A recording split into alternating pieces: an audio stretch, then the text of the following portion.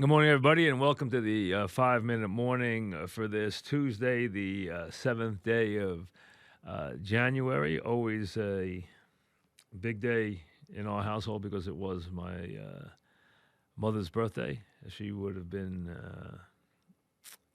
93 today had she survived this long, but this was her birthday today, so I remember her on this day. A couple of things, football related on this morning. Number one, Mike McCarthy going to the Cowboys.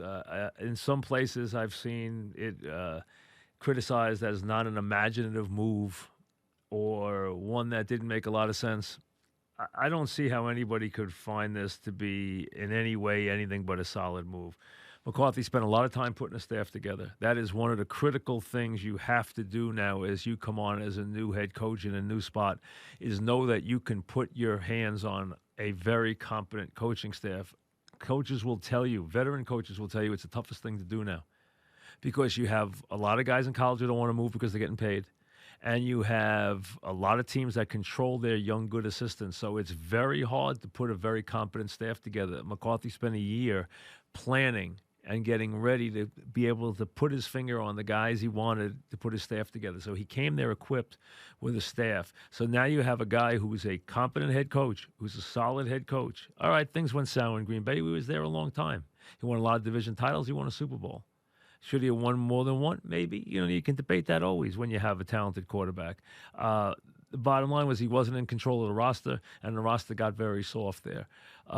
This guy knows how to coach. He's got a competent staff, and he's got a very talented roster. I think that will be a very good match in Dallas. It might not last long. He might not get along with Jerry Jones in the long run. That Jerry Jones might wear on him in the wrong way. Who knows? But I think for the first couple of years, McCarthy and his staff are going to be very, very solid in Dallas, and I look for good things from the Cowboys because that's still a very talented roster if they make the right couple of decisions that they have to make defensively. They don't have to do anything to the offense. But they do have to replace Witten, but because he's done. But other than that, and he's a Hall of Famer. But other than that, they are very solid on offense. They have some tinkering to do. They bring in a solid defensive guy, Mike Nolan. So I think they're in very good shape.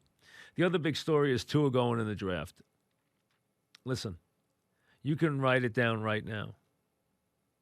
I don't care what you hear about his hip. I don't care what you hear about the prognosis. There is going to be a team in the top 10. And I would not be surprised if it even happened at 5 or 6. There is going to be a team in the top 10. A team that will trade up into the top 10 to take Tua because he is a generational quarterback. He is one of the most accurate, talented quarterbacks I've ever seen come out of the college ranks. He is a can't-miss player. Now, he is a risk physically. You're going to have to live with that. Just like another Alabama quarterback who came out years ago who people looked at his knees and said he might not last 3 years in the pros. Well, he had problems physically in the pros, no question. And maybe he didn't get every ounce out of his greatness, but he left a legacy. And, of course, I'm talking about Joe Namath. Tua's had major ankle problems. He now has a serious hip problem.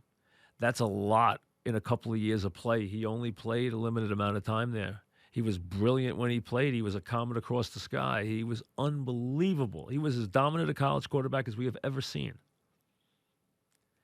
But he is injury prone.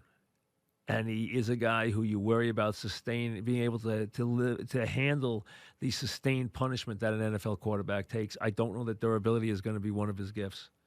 But I'll tell you this.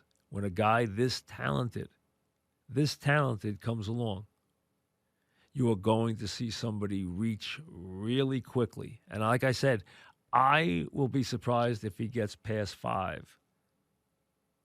If he gets anywhere past 10, he might turn into the bargain of the century. May he go bad. May the hip be a problem. May he never live up to it physically. That's possible. May he be in and out of the lineup. Who knows? May he have a shortened career like Andrew Luck. Maybe. But I'll tell you, he's too good to pass up. He is that special a quarterback prospect. Guys like this don't come around very often. He is going to get grabbed, and he's going to get grabbed early. Just remember, we're back. Radio.com at 5. on the Fan at 6. So radio.com from 5 to 6:30. The Fan 6 to 6:30. Those of you who are looking for a new format, I did mention I was tinkering with one for the Fan half hour. I still am. I haven't presented it yet. I don't know what I'm going to do and how much I'm going to use it. I'm still kind of fooling with the idea, so you're going to have to live with me as I go through that and decide whether I want to do something radical with the half hour or not, or just play it straight. We'll see. Or maybe it'll be something different every day. I'm not sure yet. So I have to wait and see how that presents itself. But 6 to 6:30 on the Fan, 5 to 6:30 on radio.com. We'll see you later this afternoon. Enjoy your Tuesday, everybody.